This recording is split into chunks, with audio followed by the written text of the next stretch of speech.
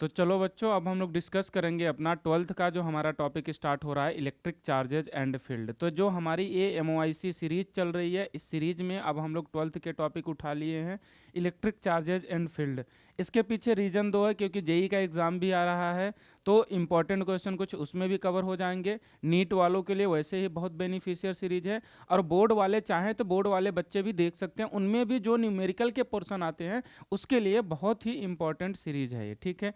अच्छा, हमारी सीरीज का पहला रूल क्या है कि आपको इस डिस्कशन में आने से पहले आपके बेसिक कॉन्सेप्ट जो है इलेक्ट्रिक चार्जेज एंड फील्ड के, वो कंप्लीट होने चाहिए। तो अब आज से हम लोग क्या कर रहे हैं कि हम लोग क्लास 12th और क्लास 11th जो है दोनों साथ साथ लेके चलेंगे। एक वीडियो आपके क्लास 12th पे मिलेगी और एक क्लास 11th पे मिलेगी, ठीक है। तो डेली बेसिस पर आपको दो दो वीडियोस मिलेंगे, ठीक है। चलो स्टार्ट करते हैं आज हम इलेक्ट्रिक चार्जेज एंड फील्ड से, ठीक है।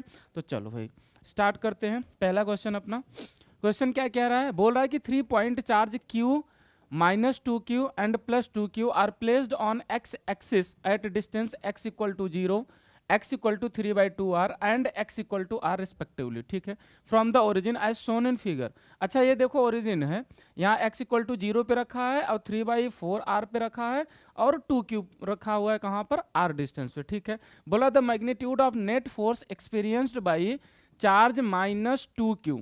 अच्छा -2Q पे कितना नेट फोर्स लगेगा। एक बात बताओ, ये दोनों हमने ये पढ़ा है कि जैसे मान लो कूलॉम फोर्स है, अगर ये +Q चार्ज है -Q चार्ज है, तो इन दोनों के बीच क्या लगेगा, फोर्स ऑफ अट्रैक्शन लगेगा, ठीक है। तो एक बात बताओ, अगर हम इनके वजह से फोर्स निकालना चाहे तो ये इसको इस तरफ अट्रैक्ट करेगा, मान लेते हैं इसको F1 बोल देते हैं। अच्छा F1 की वैल्यू लिखेंगे तो क्या हो जाएगा, K टाइम्स ऑफ Q और 2Q डिवाइड बाई बीच की डिस्टेंस कितनी है, 3/4, बीच की डिस्टेंस है 3/4r का होल स्क्वायर लिखेंगे, ठीक है। अच्छा F2 क्या लिखेंगे, F2 क्या होगा, मान लेते हैं कि ये चार्ज इस पर जो फोर्स लगा रहा है इधर लगाएगा, भाई अट्रैक्ट करेगा ना, ये वाला इसी चार्ज को इधर खींचेगा और ये वाला इधर खींचेगा, इसको फोर्स बोल दिया हमने F2। F2 हो जाएगा K times of 2Q into 2Q divide by R। देखो ये पूरा डिस्टेंस कितना है, R है, और ये डिस्टेंस कितना है 3/4r, तो हमें चाहिए ये वाला डिस्टेंस, ये क्या लिख सकते हैं, r - 3/4r। ये कितना हो जाएगा, ये हो जाएगा देखो 4r - 3r कितना हो जाएगा, r/4। तो ये हो गया हमारा r/4 का होल स्क्वायर, ठीक है। अच्छा नेट फोर्स निकालना है तो F नेट क्या हो जाएगा, जब दो फोर्स आपस में अपोजिट डायरेक्शन में लग रहे हों तो उनका नेट रिजल्टेंट क्या होता है, F1 - F2। अच्छा इसमें से कौन सा फोर्स बड़ा है, अगर आपको आइडिया लग रहा है तो उसमें से छोटा वाला माइनस कर दो, अगर नहीं आइडिया लग रहा है तो दोनों में से किसी को माइनस कर दो, मतलब F1 में से F2 को कर दो या F2 में से F1 को। अगर आपका मानना सही होगा तो आंसर पॉजिटिव में आ जाएगा, अगर आपका मानना गलत होगा तो आंसर नेगेटिव में आ जाएगा। तो नेगेटिव में आने का मतलब ये होगा कि आपने जो नेट फोर्स की डायरेक्शन मानी, जिसको बड़ा माना था वो बड़ा नहीं होगा, वो छोटा हो जाएगा। क्लियर है बात, बस इतनी फर्क है। जैसे मान लो कि यहाँ पर हमें पता है, अगर चलो आपके हिसाब से करते हैं, मान लेते हैं कि F1 बड़ा होगा, तो क्या लिखोगे, F नेट F1 - F2, ठीक है। अच्छा F1 फोर्स क्या है, 2K Q स्क्वायर। अच्छा इसका देखो स्क्वायर करोगे तो नीचे 16 हो जाएगा, 16 चला जाएगा ऊपर, डिवाइड बाय नीचे क्या हो जाएगा, 9r स्क्वायर हो जाएगा, ठीक है। प्लस क्या हो जाएगा यहाँ पर देखो 4K Q स्क्वायर इंटू ऊपर चला जाएगा 16 और नीचे हो जाएगा r स्क्वायर। क्लियर है बात, यहाँ पर 9 से मल्टीप्लाई कर दो ऊपर नीचे, इससे होगा क्या, अच्छा F1 - F2 करना है, प्लस नहीं होगा, ये यहाँ पर माइनस, यहाँ पर माइनस होगा। क्लियर है बात, अच्छा चलो ठीक है। एक बात बताओ, F1 - F2 होगा, 9 से हमने ऊपर नीचे मल्टीप्लाई कर दिया, एलसीएम हो गया सेम, तो यहाँ पर लिखेंगे नीचे 9r स्क्वायर, ऊपर क्या आ जाएगा, देखो इसको मल्टीप्लाई करोगे तो हो जाएगा 16 2 जा 32 KQ स्क्वायर, माइनस इसको क्या करोगे, यहाँ से हो जाएगा, इसको मल्टीप्लाई कर लो ना, 16 9 जा 144 इंटू 4 कितना हो जाएगा, 4 4 जा 16, 4 4 जा 16 117 और 4 1 जा 4 576 हो जाएगा। तो ये हो गया 576 Q स्क्वायर, ठीक है। इसको माइनस करोगे, अब देखो ये आंसर माइनस में आ गया, ये आया किस में, माइनस में, -576 और 32 माइनस करोगे तो इसमें कितना हो जाएगा, यहाँ हो गया 4 4 और 554 KQ square divide by 9r square. ये देखो 9 से कटेगा क्या? कट जाएगा, कितना आ जाएगा? नहीं कटेगा ना। तो एक काम करते हैं, चलो इसको रहने देते हैं, इसे नहीं कैंसिल आउट होगा, तो ये आर स्क्वायर होगा। इसको आगे सॉल्व करते हैं। अच्छा -54 544 इंटू के की वैल्यू कितना लिखोगे? 9 इंटू 10⁻9 इंटू क्यू की वैल्यू कितना दिया हुआ है? 2 इंटू 10⁻⁻6 का whole square divide by R 9 R square, R की वैल्यू 2 सेंटीमीटर दिया है, तो 2 इंटू 10⁻⁻2 का होल स्क्वायर। 9 से 9 कैंसिल आउट हो गया, और इसको आगे सॉल्व करा जाते हो जाएगा -544 हो गया, इंटू यहाँ पर कितना बचा? 10⁻9 बचा, यहाँ पर कितना हो जाएगा? 4 इंटू 10⁻⁻12 हो जाएगा, डिवाइड बाई ये हो गया 4। अच्छा इसका स्क्वायर करोगे 2 2 जा 4, और इसका स्क्वायर कितना हो जाएगा? 10⁻⁻4 हो जाएगा। ठीक है, देखो 4 से ये 4 कैंसिल आउट हो जाएगा, 10⁻⁻4 से 10⁻⁻12 कैंसिल होगा, तो कितना बचेगा? 10⁻8 बचेगा, और 10⁻8 से 10⁻9 कैंसिल आउट हो जाएगा, तो 10 बचेगा। तो आंसर कितना आएगा? -544 न्यूटन F0। अच्छा माइनस आने का मीनिंग क्या है? कि हमने F1 को बड़ा माना था। अगर F1 बड़ा होता तो लगने वाला जो नेट फोर्स की डायरेक्शन थी वो इस डायरेक्शन में होती, लेकिन हमारा आंसर आ गया नेगेटिव। इसका मतलब क्या होगा कि F1 छोटा होगा और F2 क्या होगा? बड़ा होगा। तो नेट फोर्स की डायरेक्शन कहाँ आ गई? टुवर्ड्स F2 आएगी। इसका मतलब इस -2q पर जो नेट फोर्स लग रहा है वो 2q चार्ज की तरफ लग रहा है, और कितना लगेगा net force? 5440 Newton, 5440 Newton, 5440 Newton. ठीक है, बढ़िया क्वेश्चन था। इसमें बस बेसिक कॉन्सेप्ट यूज होना था कि भाई आपने इंडिविजुअल फोर्स लिखा, उसके बाद नेट फोर्स निकाल लिया, आपका काम हो गया। क्लियर है बात? चलो आगे चलते हैं क्वेश्चन नंबर 2 पर। क्या कह रहा है? As shown in figure a configuration of 2 equal charges. अच्छा Q0 इतना दिया, दोनों इक्वल चार्ज है। इक्वल चार्ज है, या तो दोनों को पॉजिटिव मान लो और या तो दोनों को नेगेटिव मान लो। ठीक है, is placed on an inclined plane. अच्छा इंक्लाइंड प्लेन पर रखा हुआ है। ठीक है, mass of each point charge is 20 gram. अच्छा मास कितना दिया है? 20 ग्राम दिया है। इसको क्या लिख सकते हैं हम लोग? 20 इंटू 10⁻³ का -3 kg लिख सकते हैं। क्लियर है बात? बोल रहा है assume that there is no friction between charge and plane. बोल रहा है कि इस प्लेन के बीच और जो चार्ज रखा हुआ उसके बीच कोई फ्रिक्शन नहीं है, मतलब म्यू की वैल्यू 0 हो गई। ठीक है, बोल रहा है for the system of 2 point charges to be in equilibrium the height of h। अच्छा ये हाइट पूछा हुआ है कि अगर ये दोनों सिस्टम जो है आपस में किसमें हो? इक्विलिब्रियम में हो। ठीक है, अब एक बात बताओ, इस पे फोर्स लिखते हैं पहले। ठीक है, इसको थोड़ा क्लियर करके इस पे फोर्स लिखते हैं। एक बात बताओ, ये दो चार्ज रखे, मान लेते हैं वाले डिस्टेंस r है, तो एक बात बताओ ये इसको क्या करेगा? भाई दोनों इक्वल चार्ज हैं, कुछ नहीं दिया, पॉजिटिव है या नेगेटिव है, तो जो मानना है मान लो। हमने मान लिया कि पॉजिटिव है। पॉजिटिव होगा तो भी ये रिपेल करेगा, और नेगेटिव होगा दोनों तो भी रिपेल करेगा। इक्वल बोला है ना, इक्वल में या तो पॉजिटिव मान लो दोनों को, या तो नेगेटिव मान लो। अच्छा रिपेल करेगा किस फोर्स से? F इक्वल टू के Q0 का स्क्वायर हो जाएगा, Q1 Q2 Q0 का square divide by R square हो जाएगा। एक बात बताओ, अगर इसको इस फोर्स से क्या कर रहा है? रिपेल कर रहा है, और इसको इक्विलिब्रियम में रहना है। अगर इसको इक्विलिब्रियम में रहना है, इसका मतलब इधर कोई ना कोई एक फोर्स चाहिए जो इसके इक्वल हो जाए। क्लियर है बात? अब एक बात बताओ मुझे, बोल रहा है कि इसका कुछ मास है, मान लेते हैं इसका मास m है, तो नीचे क्या लगेगा? इसमें mg लगेगा। अरे नीचे mg लगेगा। इतनी बात क्लियर हुई? एक बात बताओ, ये वाला एंगल 30 डिग्री है, ये 90 डिग्री है, तो क्या ये एंगल हमें पता चल सकता है? ये वाला एंगल कितना हो जाएगा? ये एंगल बताओ, ये हो जाएगा 60 डिग्री। तो क्या mg का एक कंपोनेंट इधर आ जाएगा mg cos 60, और एक कंपोनेंट इधर आ जाएगा mg sin 60, mg sin 60। अच्छा एक बात बताओ, जो mg sin 60 है वो क्या करेगा? जब इसको इस ऑब्जेक्ट को नीचे की तरफ खींचेगा तो ये जो इंक्लाइंड प्लेन है इस पर एक नॉर्मल रिएक्शन लगा देगी, इधर ये लग जाएगा नॉर्मल रिएक्शन। तो इसका मतलब ये नॉर्मल रिएक्शन इससे बैलेंस हो जाएगा, और एक इक्विलिब्रियम में है, तो इसका मतलब ये वाला जो इलेक्ट्रोस्टैटिक फोर्स है, ये जो ग्रेविटेशनल फोर्स का component along the inclined plane आ रहा है, इससे क्या होना चाहिए? बैलेंस होना चाहिए। क्लियर है बात इतनी? अब एक बात बताओ, अब इसको सॉल्व कर लेते हैं। इसका मतलब कि F क्या है? इलेक्ट्रोस्टैटिक फोर्स जो है, यहां से देखो, F due to electrostatic force is equal to force due to gravity और cos 60 होना चाहिए।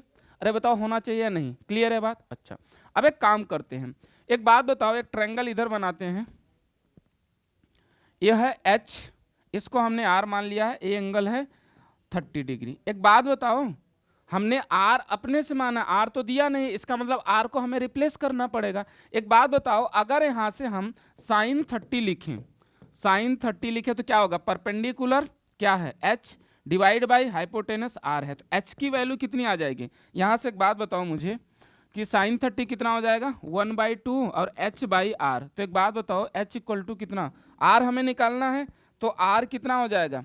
2H के इक्वल हो जाएगा। भाई R इधर आ जाएगा, 2H इधर जाके मल्टीप्लाई करेगा, इसका मतलब R भी हमें मिल गया। अब लिखो F इलेक्ट्रोस्टैटिक फोर्स कितना हो जाएगा?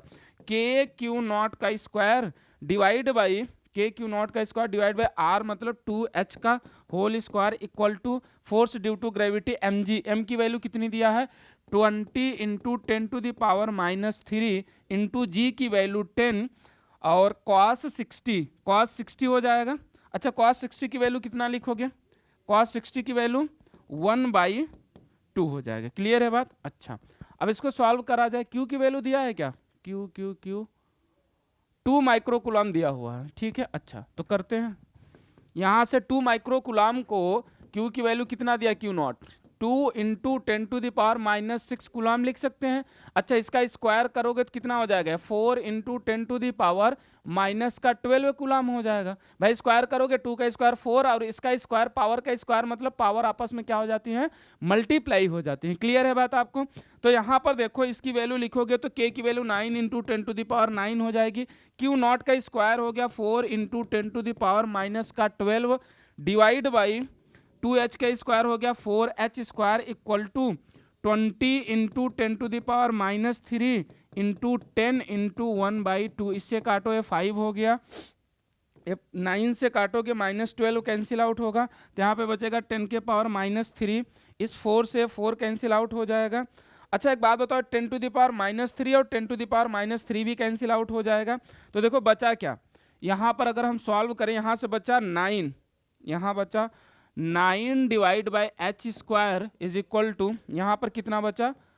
25 जाए कितना हो जाएगा? 100। तो यहाँ से H स्क्वायर की वैल्यू अगर आप निकालोगे तो 9/100 हो जाएगा, तो यहाँ से H की जो वैल्यू आ जाएगी वो 3/10 मीटर में आएगी, ठीक है। अच्छा, 3/10 इसको क्या लिख सकते हो? H equal to 0.3 metre. अब देखो H की वैल्यू आ गई, ये बोल रहा है कि H की वैल्यू x इंटू 10⁻³ है, तो x की वैल्यू बताओ।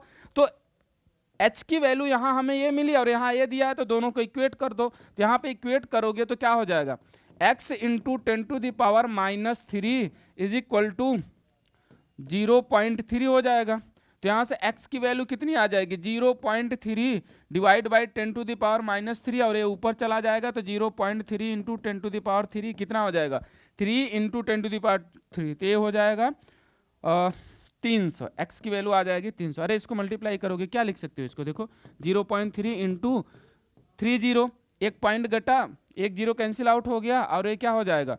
100 से 3 में मल्टीप्लाई करोगे तो कितना आ जाएगा? 300। तो हमारा आंसर कितना आया? 300 आ गया। बताओ, समझ आई बात? क्लियर? यहाँ पर हमें क्या ग्रेविटी लिखना था, उसका कंपोनेंट करना था, इसके बाद यहाँ पर आपको इलेक्ट्रोस्टैटिक लगाना था। तो यहाँ पे इलेक्ट्रोस्टैटिक भी लग गया और ग्रेविटेशनल फोर्स भी लग गया। तो इसीलिए जो अच्छे क्वेश्चन होते हैं उसमें मल्टीपल कॉन्सेप्ट लगते हैं आपको क्वेश्चन को सॉल्व करने के लिए। क्लियर है बात? चलो आगे चलते हैं क्वेश्चन नंबर 3 की तरफ।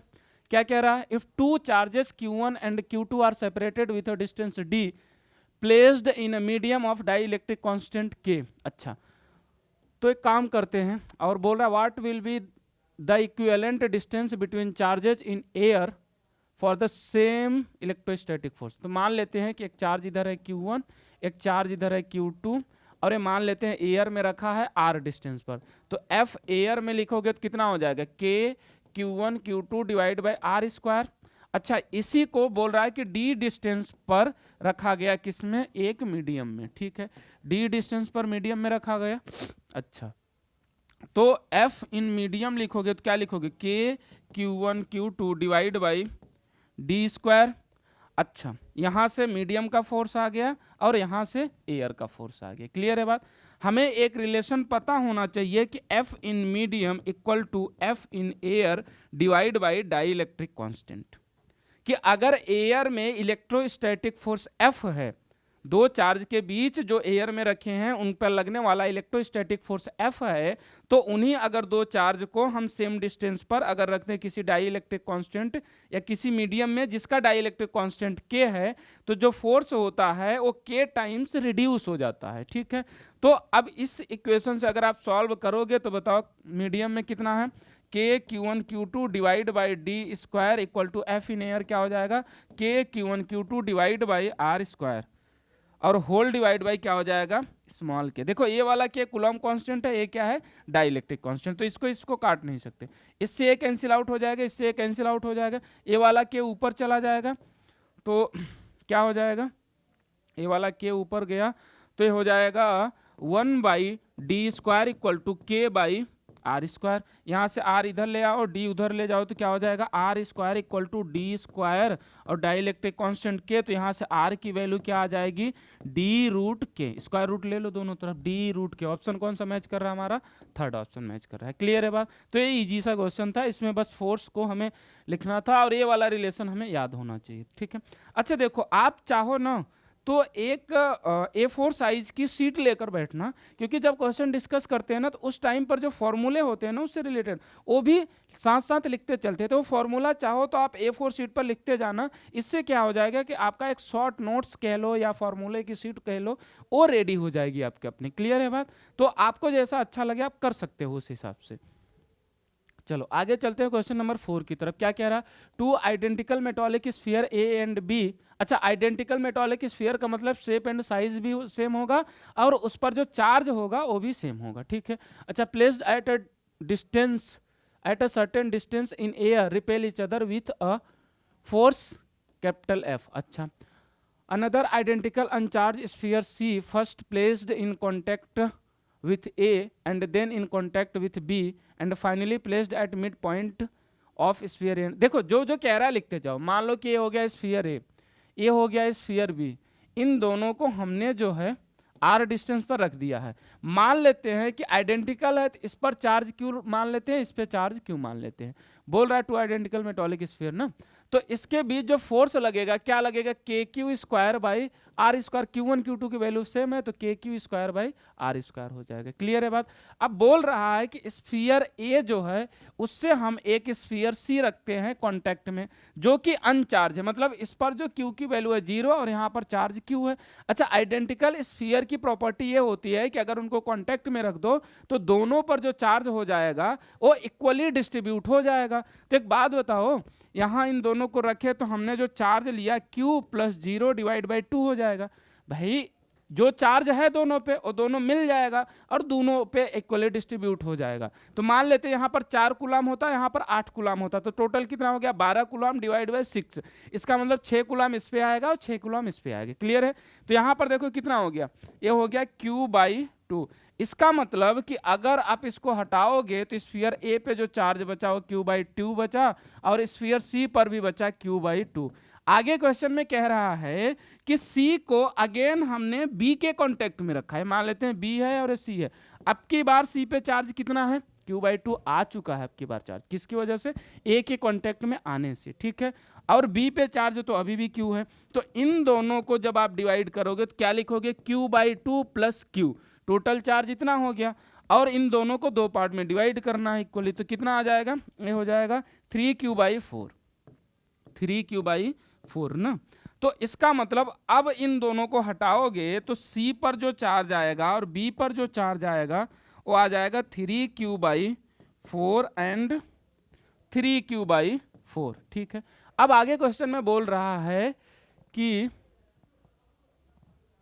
क्या बोल रहा है आगे, C first place in contact and इतना आगे बोल रहा है placed and finally placed at mid point between sphere A and B. अब सिचुएशन क्या दे रहा है कि जो स्फीयर ए है और ये जो स्फीयर बी है इसके मिड पॉइंट पर हमने स्फीयर सी को प्लेस कर दिया। तो तो अब बताओ कि the force experienced by sphere C पर कितना फोर्स आएगा उसको हमें बताना है। एक बात बताओ, इस पे चार्ज कितना बचा, Q/2 बचा। फाइनली यहां से सारा प्रोसेस करने के बाद कितना बचा, ए पे Q/2 बचा, सी पे कितना बचा, 3Q/4 बचा है, 3Q/4 बचा है। और बी पे कितना बचा है, इस पर भी 3Q/4 बचा है। ये डिस्टेंस कितनी है, R/2, ये डिस्टेंस कितनी है, R/2। अब एक बात बताओ, फोर्स लिख लेते हैं भाई, ये इसको इधर रिपेल करेगा और ये इसको इस डायरेक्शन में रिपेल करेगा, क्योंकि दोनों के चार्ज का जो नेचर है वो सेम है। तो F नेट लिखोगे अगर C पर, तो F/A लिखोगे प्लस F/B लिखोगे भाई वेक्टर फॉर्म में। अब देखो दोनों की डायरेक्शन अपोजिट है, तो एक को प्लस मानोगे और दूसरी की डायरेक्शन ऑटोमेटिक अपोजिट हो जाएगी। तो यहां से लिखोगे, क्या लिखोगे, K/Q/2 into 3Q/4 divide by R/2 का होल स्क्वायर। मान लिया हमने F1 को प्लस और F2 को माइनस मान लेते हैं। अगर नेगेटिव आ जाएगा तो नेट फोर्स की डायरेक्शन जो हो जाएगी टुवर्ड्स द बी हो जाएगी। अभी अगर इसको बड़ा माना है तो F1 को बड़ा माना, FA को बड़ा माना है तो अभी टुवर्ड्स द बी है, अगर FB बड़ा हो जाएगा तो टुवर्ड्स द ए हो जाएगा। क्लियर है बात? अच्छा, फिर से क्या लिखोगे, K इंटू, अब क्या हो जाएगा, देखो यहां पर देखो ए भी चार्ज सेम है और ए भी चार्ज सेम है, तो क्या हम इसको लिख सकते हैं 3Q बाई, यहां पर हम लिख सकते हैं क्या, 3Q/4 का होल स्क्वायर, 3Q/4 का whole square divide by R/2 का होल स्क्वायर। ठीक है, अब यहाँ पर देखो क्या हो जाएगा, यहाँ हो गया 3K/Q² divide by 8 whole divide by R²/4। अब ये 4 ऊपर चला जाएगा, माइनस यहाँ पर हो जाएगा 9K/Q² divide by 16 whole divide by R² divide by 4। ये 4 ऊपर जाएगा और इससे इसको कैंसिल आउट करेगा तो ये 4 बचेगा, इससे इसको कैंसिल आउट करेगा ये 2 बचेगा। ठीक है, तो अब जो F नेट बचेगा कितना हो गया, यहाँ पर देखो ये R² जाके यहाँ मल्टीप्लाई करेगा, ये R² यहाँ मल्टीप्लाई करेगा, तो हो गया 3K/Q² divide by 2R² minus 9K/Q² divide by 4R²। ठीक है, अच्छा अब एक काम करो, इसमें 2 से ऊपर नीचे मल्टीप्लाई डिवाइड कर दो और एलसीएम बराबर कर दो। एक काम करते इसको कहाँ करें, जगह जगह जगह, यहाँ पर बची हुई जगह। ठीक है, चलो यहाँ पर कर लेते हैं। यहाँ पर देखो इसके बाद क्या हो जाएगा, 6K/Q² माइनस 9K/Q² कितना हो जाएगा, माइनस का 3K/Q² हो जाएगा, तो माइनस का 3K/Q² डिवाइड बाई नीचे 4R²। एक बात बताओ, K/Q² बाई R² की जगह F लिख सकते हैं, जो इनिशियल फोर्स लग रहा था, तो कितना हो जाएगा, माइनस का 3/4F। एक बात बताओ, माइनस क्यों आ रहा है, क्योंकि हमने माना कि FA फोर्स बड़ा होगा, लेकिन माइनस आ गया मतलब कि FB फोर्स बड़ा होगा। FB का मतलब कि force due to B sphere बड़ा होगा, तो डायरेक्शन इसकी किधर आ जाएगी, इसको इधर रिपेल कर रहा है तो टुवर्ड्स द ए हो जाएगा नेट फोर्स का डायरेक्शन। यहाँ पर खैर हमसे मैग्नीट्यूड ही पूछा, तो मैग्नीट्यूड क्या हो जाएगा, 3F/4 हो जाएगा, ऑप्शन नंबर बी। क्लियर है बात? ये बढ़िया क्वेश्चन था, मतलब था तो देखो इजी क्वेश्चन, लेकिन इसमें कॉन्सेप्ट ठीक ठाक यूज किया है। ठीक है, चलो आगे चलते हैं हम लोग क्वेश्चन नंबर 5 की तरफ ना। क्या बोल रहा है, 2 identical positive charges Q each are fixed at distance 2a apart from each other। अच्छा ठीक है, यहाँ से स्टार्ट करते हैं, इसको थोड़ा जगह देखना पड़ेगा हमें ना।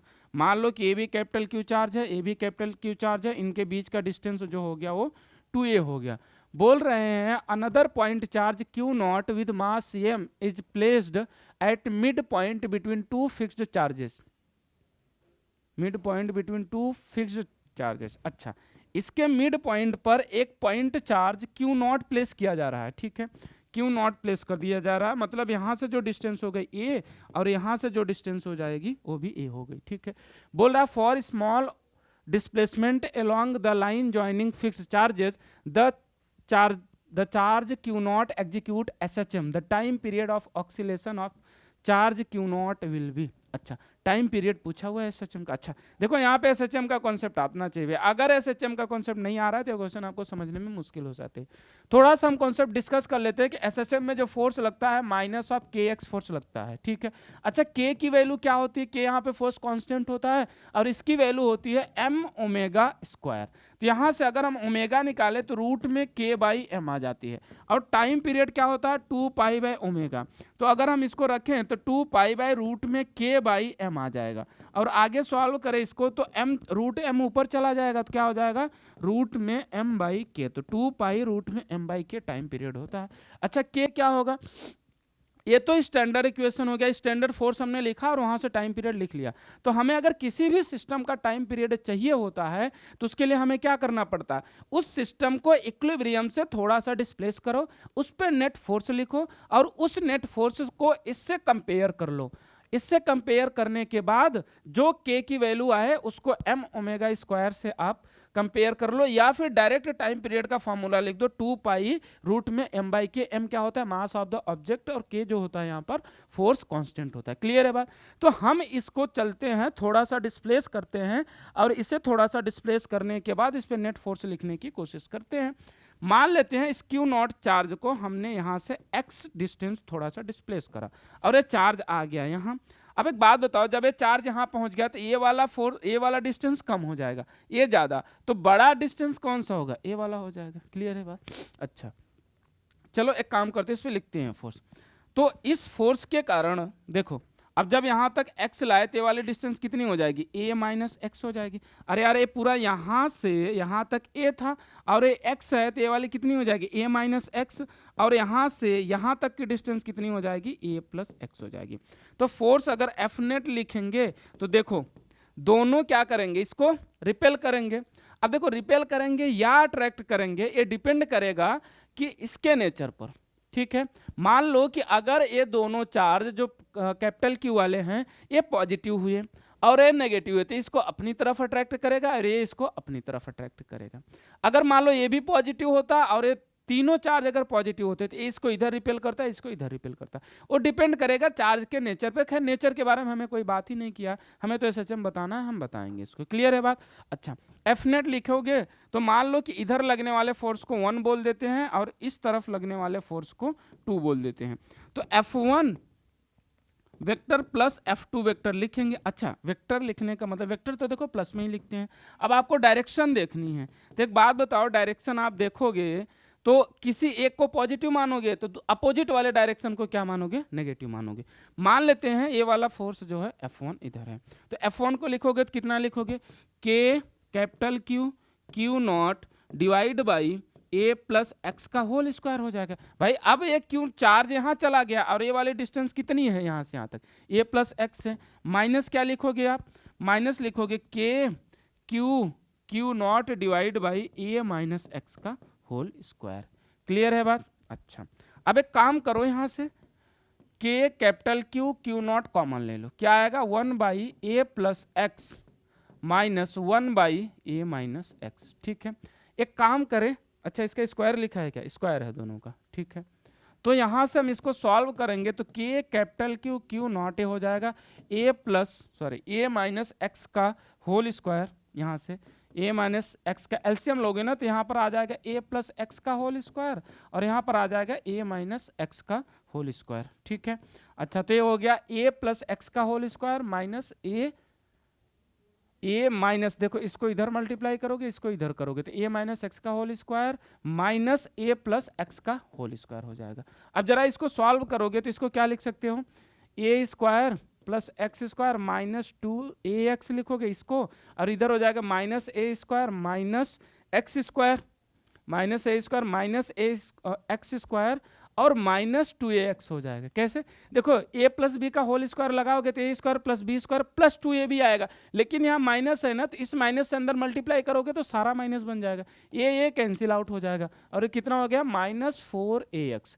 तो ऊपर वाली पूरी चीज बन गई माइनस 4ax। नीचे वाली को क्या लिख सकते हो, देखो इसको लिखा जा सकता है a प्लस एक्स दूसरे ब्रैकेट में a माइनस एक्स और इसका होल स्क्वायर, तो a plus B a minus B, इसको क्या लिख सकते हैं a square minus x square के पावर 2। ठीक है तो यहाँ से जो फाइनली बना फॉर्मूला वो बना K कैपिटल Q नॉट ऊपर बचा माइनस 4ax डिवाइड बाई नीचे हो गया a square minus x square का होल स्क्वायर। क्लियर है बात। अच्छा एक बात बताओ मुझे, अगर कोई चीज बहुत छोटी है, जो हमने डिस्प्लेसमेंट करा यहाँ से x का, x बहुत बहुत छोटा होगा। और जब कोई चीज बहुत बहुत छोटी होती है तो उसको हम नेग्लेक्ट कर देते हैं, लेकिन कहाँ कहाँ नेग्लेक्ट करोगे? ऐसी जगह नेग्लेक्ट करोगे जहां पर वो छोटी चीज प्लस में है या माइनस में, मल्टीप्लिकेशन या डिवीजन में वो चीज नेग्लेक्ट नहीं होती है। तो यहां पर देखो कि एक्स स्क्वायर माइनस हो रहा है, जब एक्स स्क्वायर माइनस हो रहा है तो क्या इसको हम नेग्लेक्ट कर सकते हैं? तो यहां से ए स्क्वायर और इसका होल पावर 2 बचा है, तो ये आ जाएगा K capital Q Q naught minus 4ax divide by a के पावर 4 हो जाएगा। देखो ए के से ए कैंसिल आउट हो जाएगा, तो एफ नेट की जो वैल्यू आई वो कितनी आ गई? के, या तो इसको ऐसे लिखो, एक minute, -4 -4 K capital Q Q naught a x divide by a के पावर 3। सॉरी, ए तो कैंसिल आउट हो गया ना, यहाँ से ए कैंसिल आउट हो गया, तो यहाँ पे बचा Q naught x divide by a cube. ठीक है, अब इसको कंपेयर करो, F equal to minus of K x से। अच्छा देखो, ये वाला के अलग है, ये फोर्स कांस्टेंट है और ये कूलम्ब्स कांस्टेंट है, तो इसको हम के डैश मान लेते हैं। ठीक है, तो यहाँ से देखो x को छोड़ करके सारी वैल्यू के डैश की वैल्यू है, माइनस से माइनस कैंसिल आउट हो जाएगा, तो के डैश की जो यहाँ से वैल्यू मिली हमें, कितनी मिली? 4 K capital Q small Q divide by a cube. समझ आई बात? अच्छा, अब हम टाइम पीरियड लिखेंगे, इधर वाली चीज थोड़ा इरेज करते हैं। ठीक है, टाइम पीरियड का फॉर्मूला हमें पता है, 2 पाई रूट में m बाई के होता है, तो हम लिखेंगे फटाफट से 2 पाई रूट में m बाई के। अच्छा, किसी की वैल्यू वगैरह दिया है क्या? कुछ नहीं दिया है, कोई बात नहीं, तो लिखो टाइम पीरियड जो आएगा 2 पाई रूट में m और डिवाइड बाई के की वैल्यू कितनी आई? 4 K capital Q Q naught divide by a cube. A cube ऊपर चला जाएगा, तो यहाँ से देखो 2 पाई रूट में M a cube divide by 4 और के की value 1/4 pi epsilon naught into capital Q और क्यू नॉट। ठीक है, 4 से 4 कैंसिल आउट हो गया। अच्छा देखो, यहाँ पर 2 पाई कहीं भी बाहर नहीं है, तो इसका मतलब इस 2 पाई को अंदर ले जाना पड़ेगा। 2 पाई को रूट में अंदर ले जाओगे तो कितना हो जाएगा? 4 पाई स्क्वायर हो जाएगा। तो ये हो गया 4 पाई स्क्वायर, और यहाँ से ये जो पाई एप्सिलॉन नॉट है ये भी ऊपर चली जाएगी, तो क्या हो जाएगा? 4 पाई स्क्वायर, तो इसका हो गया, एक पाई ये गया क्यूब हो गया, और क्या हो जाएगा? एप्सिलॉन नॉट हो जाएगा, ऊपर बचा m a cube divide by capital Q और क्यू नॉट हो जाएगा। तो ये आ गया टाइम पीरियड का formula, 4a cube epsilon naught m a cube divide by capital Q Q naught. ए आया आपका आंसर ए। ये बहुत ही बढ़िया क्वेश्चन था, एसएचएम का था, इसमें इलेक्ट्रोस्टैट्स भी पूरी यूज हो गई, और आपको एसएचएम का भी कॉन्सेप्ट बड़े अच्छे से क्लियर होना चाहिए। क्लियर है बात? चलो, तो अब हम लोग चलते हैं क्वेश्चन नंबर 6 की तरफ, देखते हैं क्या कह रहा है क्वेश्चन नंबर 6। देखो, बोल रहा है कि 2 point charges capital Q each are placed at a distance D apart. अच्छा, 2 चार्ज हैं, एक है कैपिटल क्यू और ए भी कैपिटल क्यू है, इनको डी डिस्टेंस पर रखा गया। बोल रहा है कि एक थर्ड पॉइंट चार्ज जो है वो small Q placed at a distance x from mid point on the perpendicular bisector. ये मिड पॉइंट हो गया, इससे एक्स डिस्टेंस पर एक पॉइंट चार्ज स्मॉल क्यू रख दिया गया है। ठीक है, बोला the value of x eight which charge Q will experience the maximum coulomb force. तो देखो, पहले इसी चीज को, कॉन्सेप्ट को डिस्कस कर लेते हैं कि हमें कॉन्सेप्ट लगाना क्या है। पहले तो क्यू पर आप क्या लिखोगे? नेट फोर्स लिख लोगे। अच्छा, नेट फोर्स को आपको क्या करना है? मैक्सिमम करना है। मैक्सिमम किसके रिस्पेक्ट में होगा? डिस्टेंस के रिस्पेक्ट में। बोल रहा है इसी पे तो वेरी करेगा, तो इसका मतलब फिर उसके बाद आपको करना पड़ेगा D F net by D x, और इसको 0 के इक्वेट करना पड़ेगा। यहां से फिर आपको एक्स की कुछ ना कुछ वैल्यू मिलकर आएगी। क्लियर है बात? तो ये चीज हमें करना है। अब देखो, ये पूरा कॉन्सेप्ट हो गया, तो सबसे पहला काम क्या होगा? हमें एफ नेट निकालना होगा। अच्छा, एफ नेट लिखा जाए इस पर, पहले तो इंडिविजुअल फोर्स लिख लेते हैं। अच्छा, ए वाली डिस्टेंस और ए वाली डिस्टेंस इक्वल होगी, क्यों? क्योंकि ये d बाई 2 है, ये d बाई 2 है, तो ये देखो क्या होगा? परपेंडिकुलर, और ये इसका क्या हो गया? बेस, तो ये हाइपोटेनस क्या होगा? रूट में परपेंडिकुलर प्लस बेस का स्क्वायर हो जाएगा, और यहाँ पर ये वाला भी यही हो जाएगा। तो चलो इसको r मान लेते हैं, इसको भी r मान लेते हैं। क्लियर है बात? अच्छा देखो, समझ आया क्या यार? अरे यार देख लो, ये हो गया, कहाँ गया ये ट्रायंगल? कैसा बन रहा है? एक मिनट, ये हो गया हमारा d/2 ए x हो गया, तो कितना हो जाएगा x square plus D square by 4, यही तो होगा। तो हमने यहाँ पर r बोल दिया है। मान लेते हैं इसकी वजह से फोर्स F1 लग रहा है और इसकी वजह से फोर्स F2 लग रहा है, मतलब ये जो इसको इधर रिपेल कर रहा है, ये इसको इधर रिपेल कर रहा है। अच्छा, नेट फोर्स कहीं इधर आएगा। एक बात बताओ, नेट फोर्स क्या इसके बीच से निकलेगा? आप कैसे कह सकते हो? देखो बताता हूँ, वेक्टर थोड़ा सा याद होना चाहिए। F1 लिखो, क्या लिखोगे? K capital Q small q divide by बीच का डिस्टेंस r स्क्वायर। F2 क्या लिखोगे? K capital Q small q divide by बीच का डिस्टेंस r स्क्वायर। ठीक है, अच्छा अब देखो दोनों का मैग्नीट्यूड सेम है। अगर दो सेम मैग्नीट्यूड के वेक्टर आपस में थीटा एंगल पर हैं तो उनका जो नेट रिजल्टेंट जाएगा वो उनके बीच से जाएगा, मतलब नेट रिजल्टेंट θ/2 एंगल बनाएगा। तो मान लेते हैं बीच से जाएगा, इसका मतलब ए वाला एंगल भी थीटा हो जाएगा और ए वाला एंगल भी थीटा हो जाएगा। एक बात बताओ, इधर F1 का एक कंपोनेंट आएगा क्या? F1 साइन थीटा, क्योंकि थीटा के परपेंडिकुलर वाला जो आता है वो साइन में आता है, थीटा की तरफ जो कंपोनेंट आता है वो कॉस में आता है, तो F1 कॉस थीटा हो जाएगा इधर। F2 का भी इधर आएगा क्या? F2 साइन थीटा, और इधर क्या जाएगा प्लस का F2 कॉस थीटा चला जाएगा। भाई F2 वाला टर्म गया उधर तो हमने प्लस का लिख दिया। अब एक बात बताओ मुझे आप, ये जो F1 साइन थीटा और F2 sine theta cancel out हो जाएगा क्यों? देखो साइन थीटा इक्वल है और F1 F2 का मैग्नीट्यूड तो इक्वल ही है, तो क्या इसको F1 साइन थीटा लिखा जा सकता है? और दोनों अपोजिट डायरेक्शन में काम कर रहे हैं, तो F1 साइन थीटा और F2 sine theta cancel out हो जाएंगे। इसका मतलब इसमें जो नेट फोर्स आएगा वो सिर्फ कॉस का कंपोनेंट जो है उसकी वजह से आएगा। तो लिखते हैं F नेट जो हो जाएगा हमारा, हो जाएगा F1 cos theta plus F2 cos theta. अच्छा, F1 और F2 इक्वल है, तो क्या यहाँ पर F1 कॉस थीटा लिखा जा सकता है? तो इसका मतलब इसको 2F1 कॉस थीटा लिखा जा सकता है।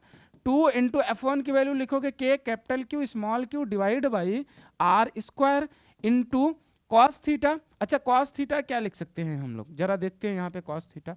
देखो अगर ये वाला एंगल थीटा है तो क्या इस एंगल को थीटा बोल सकते हैं? भाई ए लाइन और ए लाइन है, देखो ऐसे समझो, एक लाइन ऐसे है और एक लाइन ऐसे। अगर ए एंगल थीटा है तो ए भी एंगल थीटा होगा। ये जो अपोजिट वाले एंगल होते हैं दोनों आपस में इक्वल होते हैं।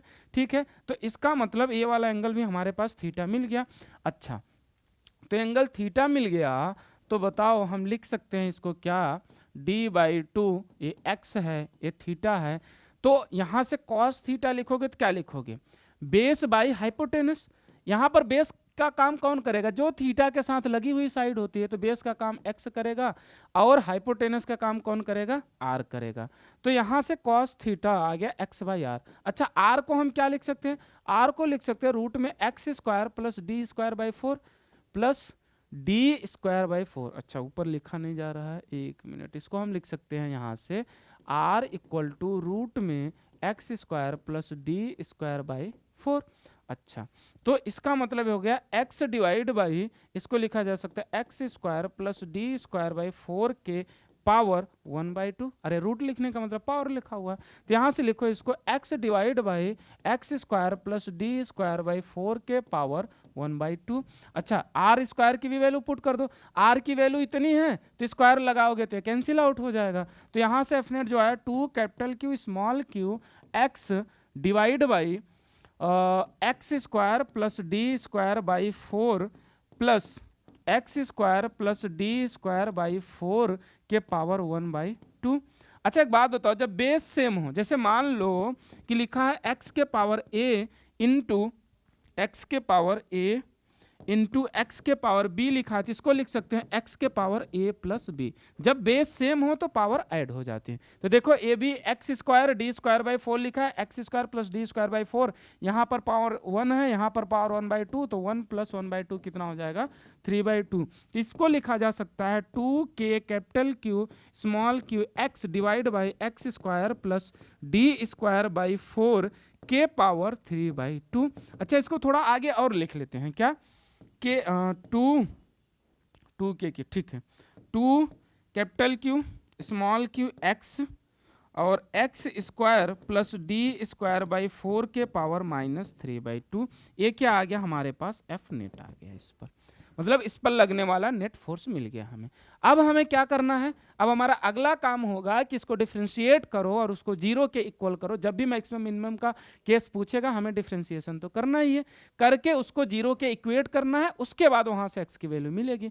तो चलो भाई, काम तो देखो लंबा है, करना पड़ेगा। इधर की चीजें इरेज करते हैं, हो सकता है कि आगे भी इरेज करके इसको करना पड़े। तो हमें निकालना है D F net divide by D x. अच्छा देखो ये पूरी वैल्यू कांस्टेंट है, बाहर ले लो, 2 कैपिटल क्यू के स्मॉल क्यू बाहर है। अच्छा एक बात बताओ, x लोगे तो इसका डिफ्रेंशिएशन करोगे, भाई यहाँ पे चेन रूल लगेगा, यहाँ पर चेन रूल लगेगा, तो इसका डिफ्रेंशिएशन करोगे तो हो गया -3/2, पहले पावर का करोगे, into x square plus D square by 4 के पावर -3/2 और -1 हो जाएगा। अच्छा इंटू, अभी ये भी तो बचा है, इस ब्रैकेट में भी तो करोगे, ब्रैकेट में करोगे तो एक्स स्क्वायर है, इसका डिफरेंशिएशन क्या हो जाएगा, 2x हो जाएगा, प्लस करोगे, इसके बाद क्या करोगे, अभी इसको लिया इसका किया, अब इसको लेकर इसका करोगे, तो इसको लिया x square plus D square by 4 के पावर -3/2 और इसके बाद x का करोगे तो कितना हो जाएगा, 1 हो जाएगा। ठीक है, और इसको जीरो से इक्वेट करना है।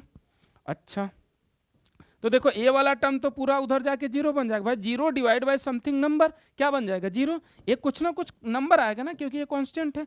अब इसको सॉल्व करा जाए यहाँ से, तो इसको सॉल्व करें तो क्या मिल सकता है हमें, देखो एक काम करते हैं, यहाँ से x square plus D square by 4 x square plus D square by 4 के पावर -3/2 कॉमन ले लेते हैं।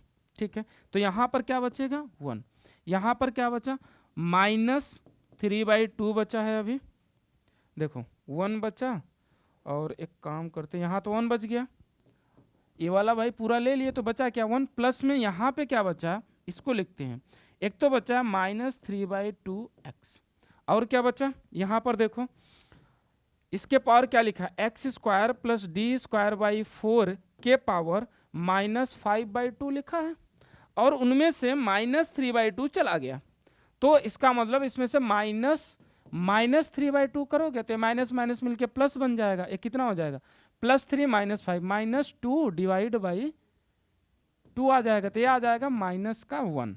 इसका मतलब यहाँ पर और क्या बचा, और बचा यहाँ पर x square plus D square by 4 के पावर -1 इंटू 2x, भाई ये 2x बचा, ये वाली चीज़ बची और ये बची, ये पूरी किसके इक्वल है, जीरो के। अच्छा ये वाला भी टर्म जाके जीरो के इक्वेट कर लेगा तो ये पूरा जीरो बन जाएगा, और ये वाला टर्म भी जीरो के इक्वल होना चाहिए।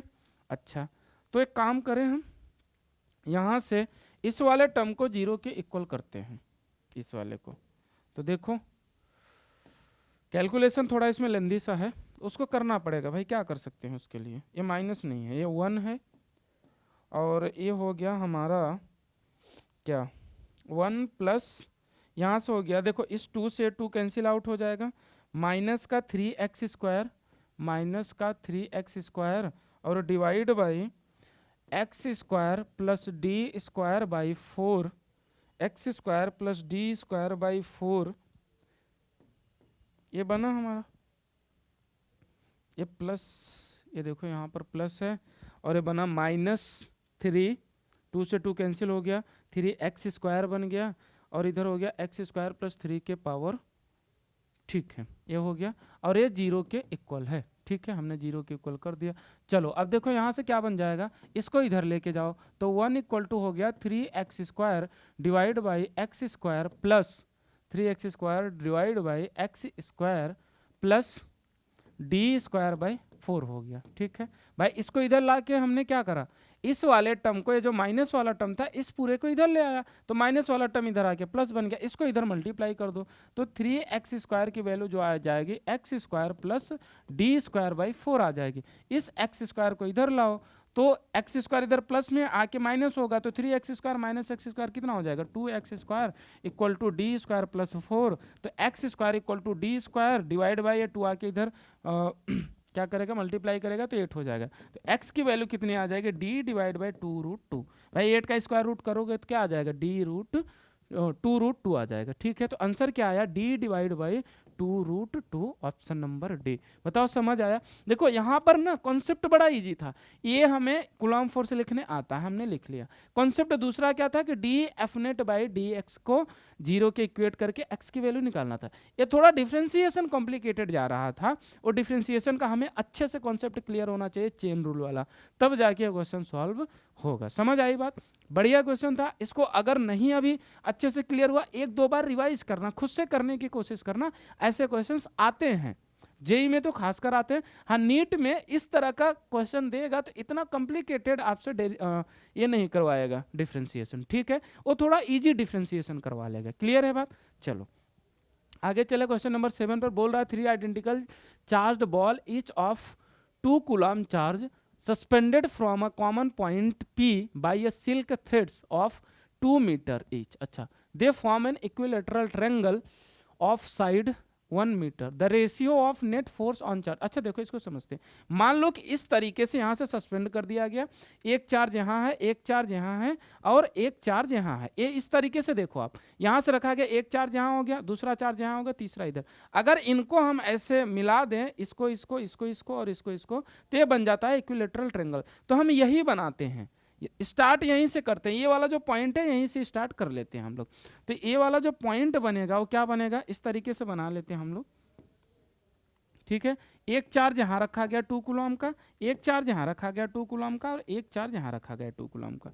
ठीक है, ये 1 मीटर, ये 1 मीटर, और ये भी क्या हो गया, 1 मीटर हो गया। ठीक है, अब क्या बोल रहा है, अगर ऐसे नहीं समझ में आ रहा है तो बढ़िया से इक्विलेटरल ट्रायंगल बना लेते हैं ऐसे, क्योंकि हम ये वाला ट्रायंगल बनाते हैं। ठीक है, 2 कूलम 2 कूलम और 2 कूलम। बोल रहा है ये 1 मीटर 1 मीटर 1 मीटर।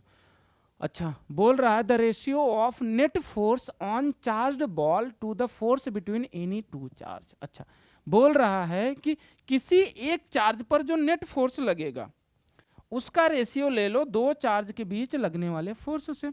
एक बात बताओ, इस चार्ज को लेते हैं तो ये फोर्स इधर लगाएगा और ये फोर्स इधर लगाएगा। ये 90 डिग्री पे नहीं लगेगा, थोड़ा सा इसको हम बढ़िया से बनाएं ताकि समझ आए थोड़ा। चलो, ये फोर्स कहाँ लगाएगा, इधर लगाएगा, और ये फोर्स किधर लगाएगा, इधर लगाएगा। ठीक है, मान लेते हैं फोर्स लगाया F1 और ये फोर्स लगाया F2। ये एंगल कितना होगा, 60 डिग्री होगा। भाई इक्विलेटरल ट्रायंगल है तो इधर भी 60 बनेगा, इधर भी 60 बनेगा, और इधर भी 60 बनेगा। ठीक है, अच्छा एक बात बताओ, क्या ये वाला फोर्स हम लिख सकते हैं F1 क्या, K Q1 Q2 कितना है 2 कूलम, तो 2 का स्क्वायर 4 हो गया, डिवाइड बाई कितना होगा 1 का स्क्वायर 1 हो जाएगा। F2 भी क्या आएगा, K इंटू 4 डिवाइड बाई 1। अब वही बात फिर से कि इनका नेट रिजल्टेंट जो है वो इधर से निकलेगा। ठीक है, अच्छा क्या हो जाएगा, F1 cos 30 plus F2 cos 30। भाई बीच से निकलेगा तो ये एंगल कितना हो जाएगा 30, और ये भी एंगल कितना हो जाएगा 30। अच्छा, F1 F2 इक्वल है तो इसको हम क्या लिख सकते हैं, 2F1 cos 30 लिख सकते हैं। ठीक है, अच्छा 2F1 cos 30 लिख सकते हैं, तो F1 की वैल्यू कितना है, 2 into K into 4Q divide by 1 into cos 30 कितना हो जाएगा, √3/2। इससे कैंसिल आउट हो गया, तो कितना आ जाएगा 4√3K।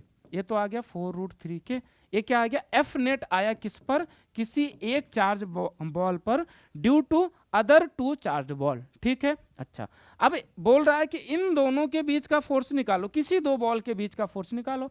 तो एक बॉल ए हो गई, एक बॉल ए हो गई, इनके बीच का डिस्टेंस 1 मीटर है।